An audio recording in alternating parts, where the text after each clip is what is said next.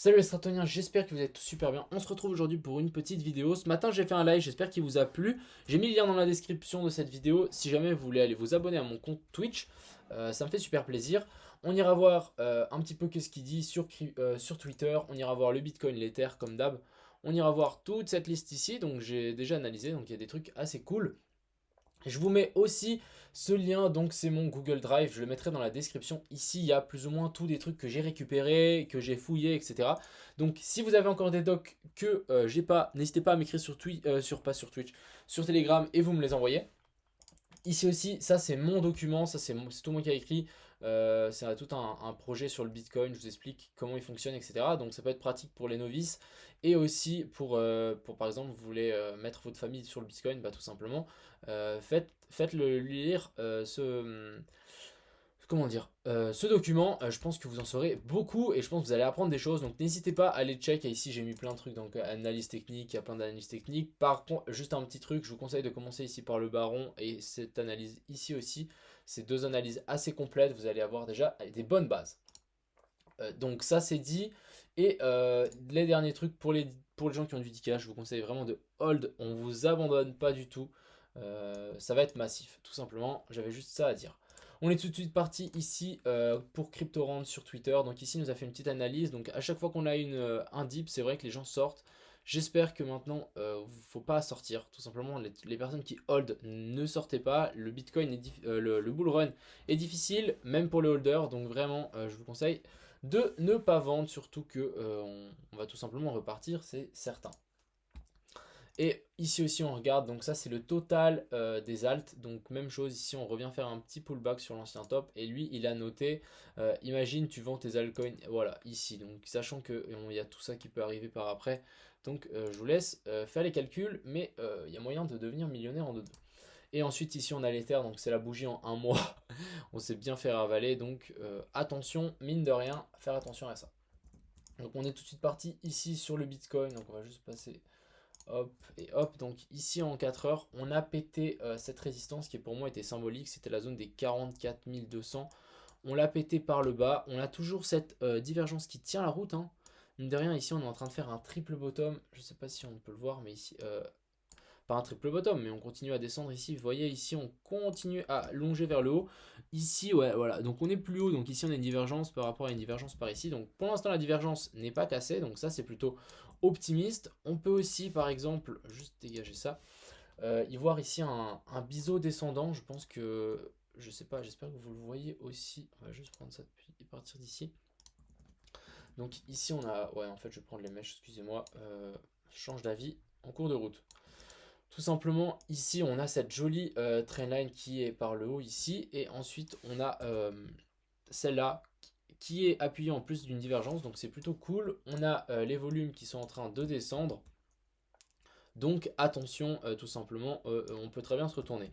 On peut aussi aller chercher ici la zone des 42 000. Il y a beaucoup de gens qui criaient ça dans le Telegram. 42 000, on va y aller. Donc, c'est possible, ouais, on peut forcément y aller.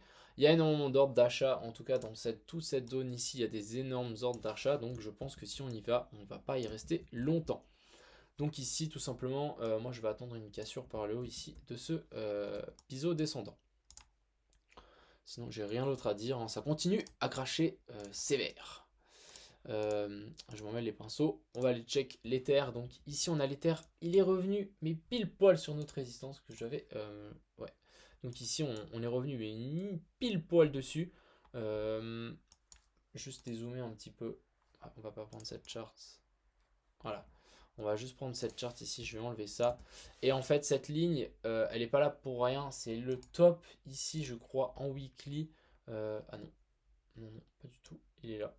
Donc il est sur les 1262. On a une petite... Ouais, donc vraiment, si on revient ici, ça sera vraiment un pullback sur l'ancien top. Donc déjà, on est en pullback. C'est très propre, tout simplement.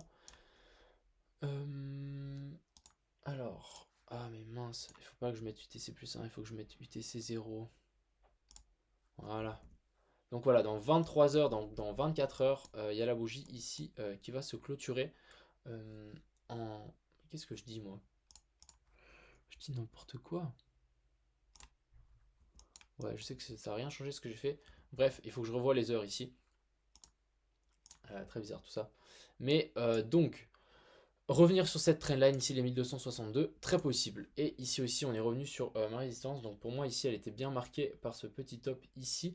On est revenu appuyer une fois là, une fois là, une fois là, une fois là. Donc là, on se rappuie une fois de plus dessus. On a la même divergence que sur le Bitcoin, donc ici. Intéressant à regarder tout ça parce qu'on peut très bien directement repartir par le haut. Hein. Si on casse pour moi ce biseau descendant, ça va mais y aller très très fort. Hein. Donc je peux vous dire, il faudra vite sauter dans le train dès que ça part. Ensuite, on va aller check nos petites altes ici. Donc on a un inch. On va juste peut-être dézoomer en ouais. Ici en une journée, en daily. Ouais, même pas en fait. Hop, en 4 heures. Donc ici, on est revenu une fois sur cet ancien top ici. On est dans la zone des 0,5, 0,61,8. Les 0,61,8 qui sont matérialisés aussi par cet ancien top. Donc intéressant à savoir. Maintenant, je voudrais bien voir un retournement parce que là, j'ai vraiment l'impression qu'on est en train de faire même, regardez, une tasse séance inversée. Donc ici, on a la tasse et là, on a le l'anse. Si on tourne la chart, vous allez bien la voir. 0 point. Hop. Donc voilà.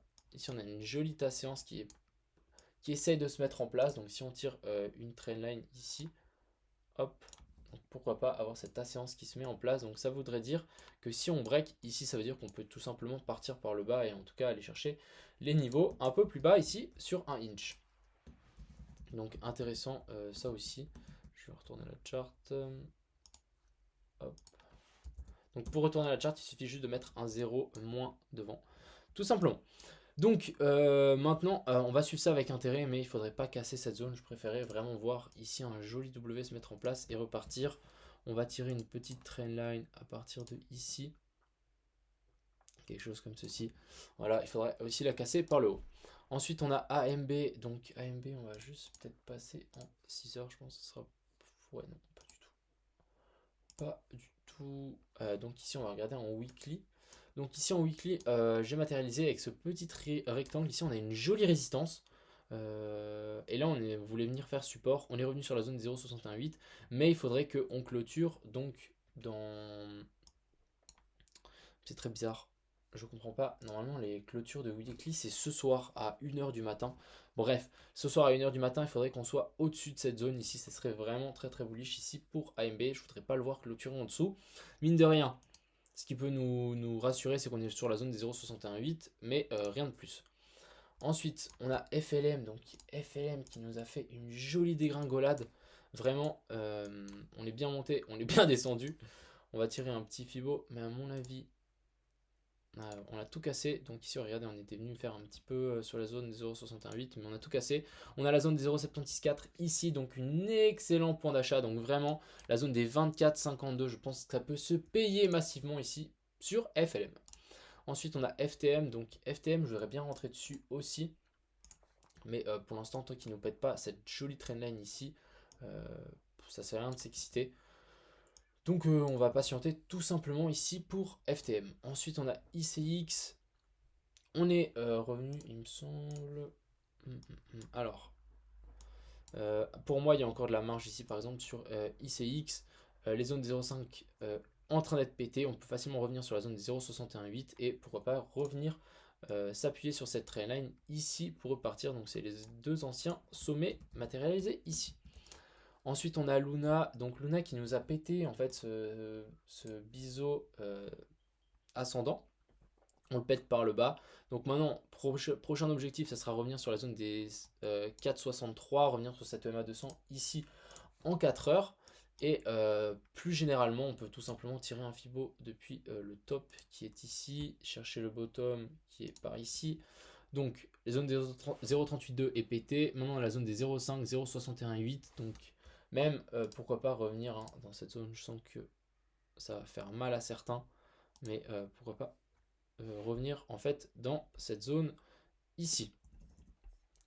Ensuite, on a Quantum. Donc Quantum qui essaie de revenir sur cet ancien top. Donc ça, c'est aussi intéressant. Pourquoi pas faire support sur cette zone et des 0,5.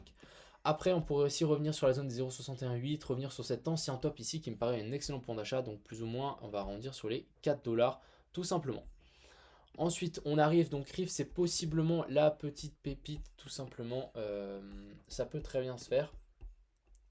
Donc si on passe juste ici en journalier, donc on a bien craché, etc. Les volumes descendent, ici on peut le voir assez clairement. On arrive sur la zone des 0,618.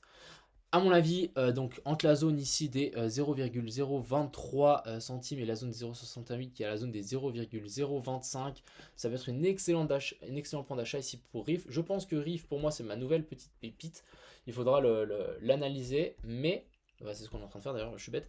Mais tout simplement, si ici on commence à se retourner et on pète ici cette trendline, ça peut être juste très très violent. Et en fait, pour moi, ma target sera tout simplement revenir sur ce point ici d'achat. Donc la zone des 0,3 centimes, donc ça nous fait plus ou moins 1 x 10. Ensuite, on a Uni qui peut descendre aussi très très bas, revenir sur la zone des 0,5, 0,618, donc sur la zone parfaite même des 15 dollars, revenir sur cet ancien top, ici petite zone de confluence, on arrive dans la zone 0,5, 0,618, ça peut se faire aussi.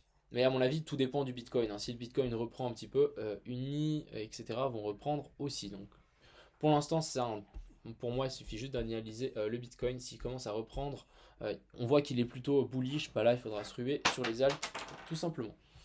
Et ensuite, ici, on a CKB. Donc CKB qui pourra tout simplement revenir sur la zone ici des 0,008 centimes. Revenir sur ce point, cette mèche ici, cette zone de confluence ici, ce support ici. Donc revenir faire support ici aussi. Donc voilà, j'espère que cette petite vidéo vous a plu. Je vous souhaite une agréable soirée et on est reparti pour les vidéos. Donc n'hésitez pas à mettre un j'aime et à vous abonner si ce n'est pas le cas. Tout simplement. Donc voilà, ciao tout le monde!